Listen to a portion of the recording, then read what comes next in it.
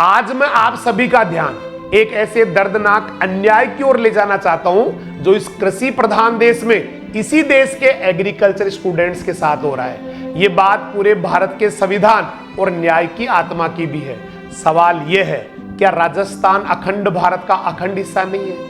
यदि हां, तो फिर क्यों राजस्थान के बच्चों को देश की लीगल 20% एग्रीकल्चर सीट्स पर एडमिशन से रोका जा रहा है? राजस्थान सरकार द्वारा संचालित एग्रीकल्चर एजुकेशन पूरे देश में सराहनीय है। यहाँ के एजुकेशन सिस्टम ने एग्रीकल्चर एजुकेशन को बेसिक से लेकर एडवांस स्तर तक पहुंचाने के लिए 11वीं और 12वीं कक्षा में एग्रीकल्चर बायोलॉजी और एग्रीकल्चर केमिस्ट्री जैसे सब्जेक्ट्स रखे हैं। और यही आधार है जिसकी वजह से राजस्थान से बहुत ज्यादा साइंटिस्ट, प्रोफेसर्स और रिसर्चर निकलते हैं। और इस बात का इससे बड़ा तो क्या सबूत होगा कि आज आईसीआर के डायरेक्टरेट जनरल और डीएआरई के सेक्रेटरी भी राजस्थान से हैं। फिर भी आज राजस्थान के बच्चों से उनका अधिकार छीना जा रहा है। कुछ यूनिवर्सिटीज ने ऐसा करने के लिए 12th क्लास में फिजिक्स होना कंपलसरी कर दिया है। वो फिजिक्स जिसका एग्रीकल्चर एजुकेशन से सीधा कोई संबंध ही नहीं है। क्या ये राइट टू एजुकेशन अर्थात शिक्षा के अधिकार के साथ खुला खिलवाड़ नहीं है? क्या ये हजारों किसान परिवारों की उम्मीदों पर कुठाराघात नहीं है?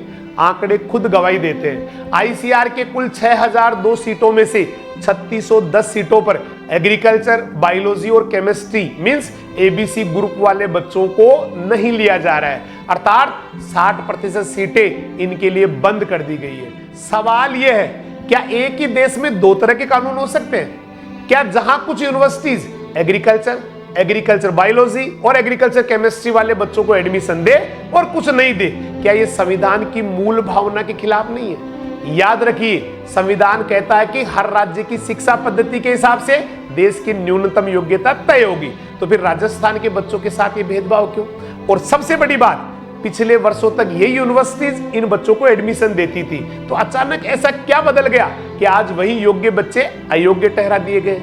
क्या पहले जो एडमिशन दिए गए वो बच्चे कमजोर साबित हुए? नहीं, बल्कि वही बच्चे आज भारत की कृषि शिक्षा और रिसर्च को आगे बढ़ा रहे हैं। राजस्थान जो भौगोलिक दृष्टि से कृषि सुधार की सबसे बड़ी प्रयोगशाला है, जहां सबसे ज्यादा रिसर्च की जरूरत है, जहां से सबसे ज्यादा साइंटिस्ट निकलते हैं, क्या उसी राजस्थान के बच्चों के साथ अन्याय करके उनके सपनों को कुचला जा सकता है? इसलिए आज हम पूरे सम्मान और विनम्रता के साथ अपील करते हैं महामहिम राष्ट्रपति महोदय से, माननीय सुप्रीम कोर्ट से, माननीय कृषि मंत्री जी से और माननीय आईसीआर के महानिदेशक जी से, मान्यवर, ये बच्चे अपराधी नहीं, किसानों के सपनों के रखवाले हैं। ये बच्चे बोझ नहीं, देश की कृषि शक्ति का भविष्य है।